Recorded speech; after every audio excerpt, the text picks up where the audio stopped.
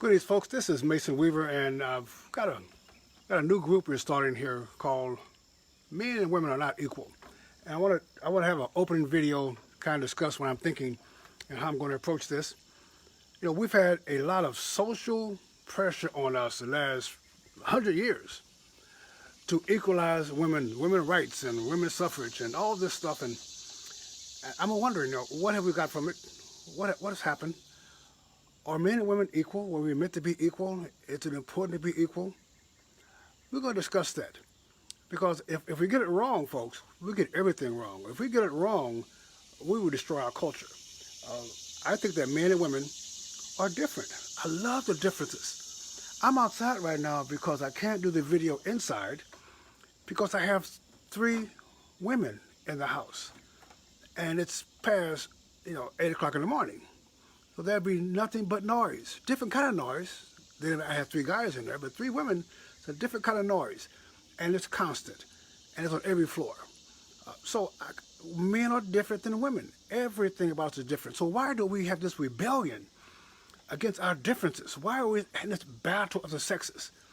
I'm going to give my opinion. I'm going to solicit your opinion. But we have to come to a conclusion. I personally believe that men and women were meant to be together, that God made woman because it was not good for man to be alone. So God made a woman and presented her to Adam because you're a gift from God. But we worship God, ladies. We don't worship you. We follow God, ladies. We don't follow you. We're strong for a reason, and you're weak for a reason. And we better get back to those reasons. I know that women can fight in combat, and women can box, women can climb mountains, blah, blah, blah. But think what happens. What happens when the ladies are outside of the will of God, and they're trying to join the men in working and fighting? Who raises the children? Who protects the children? Who gives the children the guidance? Who presents the children with the culture, the norms, the acceptance of society? It's not you, mother. It is now school and entertainment and our news, our heroes that are given to us by somebody else. And your children are absorbing what they see out here because you're not there to give them the family value, so they're now getting the world's value, and our children are suffering. Yes, I know, sweetheart, I know, ladies, that you have achieved all kind of things in life, that you have accomplished a lot of things. You've come a long way, baby, but your children have gone in the wrong way, baby. And women are made to raise the children. Let's be honest, folks. The best person in the world to raise your child, ladies, is you. Not your husband, not your daddy, not your mama, not your grandmother. You. So while you're out working with your man and trying to have a career with your man, you resent your man because your man is not acknowledging the power you have in the boardroom. You resent your man, you're angry with your man because he has not acknowledged the strength and the power that you have observed and presented to him. So ladies, I'm telling you, girls, we protect you. We honor you. We respect you. But we're not going to be led by you. We will conquer the world for you, but we will not be conquered by you. And we'll let you pretend to be that. You want to be strong? Be strong. If you tell me that I don't have to protect you and guard you and look over you, but I can still be with you, okay. So we're going to have a discussion about men and women. A honest discussion, because see, I've been married over 30 years now. I don't need any other female friends in my life. I got 2 granddaughters and a whole lot of aunts. I don't need it. So I'm gonna be honest with you. I have nothing to lose. Nothing to lose.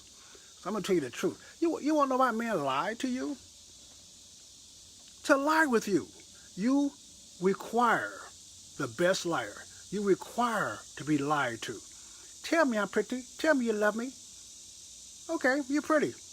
I love you. Get in the car. That's all you require. If you don't require that I show you, if you don't require that I demonstrate to you, if you don't require that I leave a long history, and if you don't require that I meet the men in your family to be approved by them, if you think that you can figure me out by yourself, if you believe that you can control the emotional aspect of our relationship by yourself, then go ahead. We have our way with you. You see, men lie to you to lie with you. You're made to be seduced. Ladies, you are made to be seduced. You cannot help it. And we are made to seduce. So if you have no requirements on that, if you have no requirements on us being with you, we will be with you all day long. We are made to have sex when sex is available. And you're made to eat food when food is available. You're made to take advantage of shelter and security when that's available. And we give you that. As all we got to do is give you that. You're valuable. You're valuable. But you're not powerful. We're powerful. I want to know what happens, ladies, if you go out in the wilderness, if you go out in the war with me and you're fighting with me, who's watching the kids? I mean, if you don't know your value, let me explain it to you. If you and I were on a deserted island somewhere, we're abandoned, we're lost. We got a 2-week-old baby with us. And one of us got to do dangerous things for us to survive. One of us got to defeat the animals and build a shelter and collect the wood for the fireplace. One of us have to die for the other to survive. Whose death will ensure that 2-week-old baby will also die? And whose death will ensure that the 2-week-old baby will live? The reason you take my last name is because I am designed to die for you. So you take my last name and raise my children in my name, in my honor, the same way we take Christ's name, he died for us. So if I'm required to die for you, if my instincts are to die for you, then why can't you live for me? Why is that such a burden? Why is that such a dishonor for you to live for me? Honor my strength, and I will honor your weakness. And your family, your children, our children will be better off. So I'm going to do a series of conversations on this. It's time we stop this game. It's not political. It's not social. It's cultural. We have a cultural breakdown in the roles of men and women. So the culture is not protected. You need men, and we need you, ladies. So men and women are not equal. We're not equal. But we love you, and we're going to always have you around. You choose to decide the value of you. Do you want a man to pray on you or pray over you? We're going to decide that. Do you want to be community property or communal property? We're going to talk about that. We're going to talk about how to put yourself in a position to find the perfect man for you. We're going to discuss that, ladies, because you don't go out and find a man. The man finds you. We're the hunters. And I tell you, when the lion sits on the hillside and watches the antelope walk by, the lion knows way before the chase begins which antelope he's going to catch. And it's always the weakest, not the strongest. It's the weakest who also think they're the strongest. So they go out by themselves and wander all by themselves somewhere and get snooped up by us. Ladies, we're going to discuss why boyfriends make lousy husbands and why husbands make lousy boyfriends and how to tell the difference. And the reason I'm starting this group, men and women are equal, it's the name we're using. I may change it. But the reason we're starting the group is that society has gotten too far politically and socially that women think that their roles is to be like men. Because, ladies, you can't find a good man, you think. So therefore, you try to become that good man. You think that if you become that good man, he will recognize your greatness. If you become a strong politically, if you grow a big business and you're a great administrator at work, that the man will recognize that. Say, oh man, what a great team we'll make. What a great team we'll make. We don't look for teams, ladies. We don't look for teams. We don't care how great you are in the choir as a choir leader. We don't care how great you are at work as a co-worker. We don't care what kind of career you have, how much your college degrees are. That's not why we marry you, woman. That's not why we don't care. It doesn't affect us. We just don't care. Men do not look at you as how good of a man you are, how strong. No man has ever come back to a group of men to work on Monday morning after a great weekend and say, hey, John, at the club last night, man, I met this great woman. She was so strong. Never says that. She was so smart.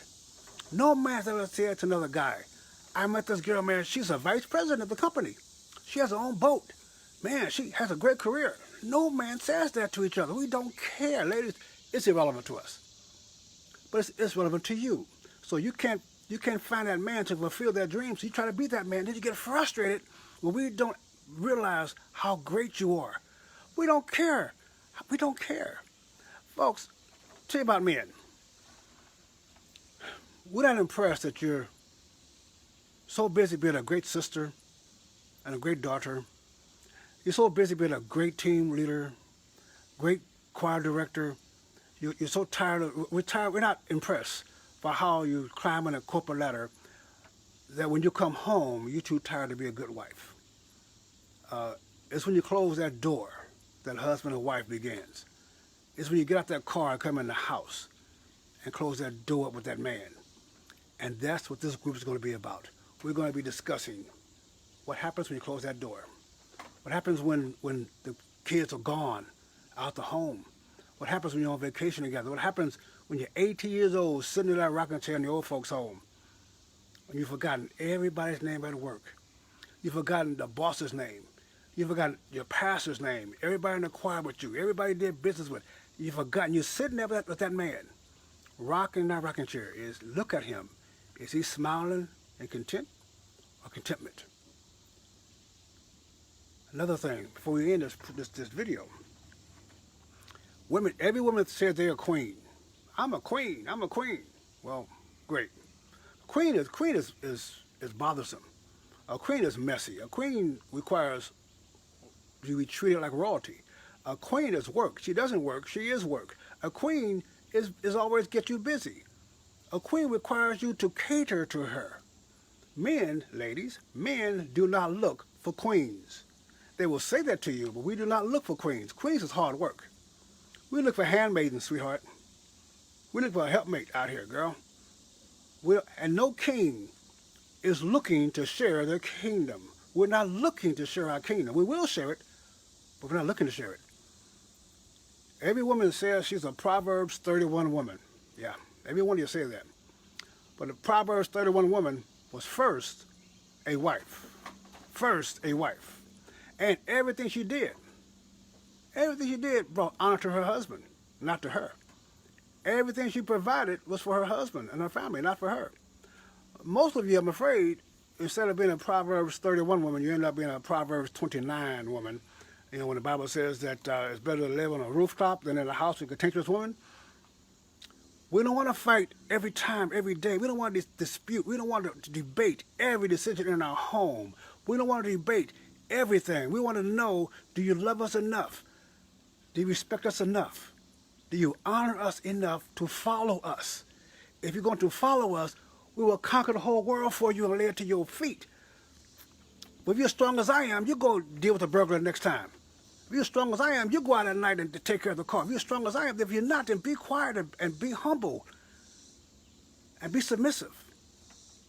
And we will cover you with our name. We will cover you with our honor.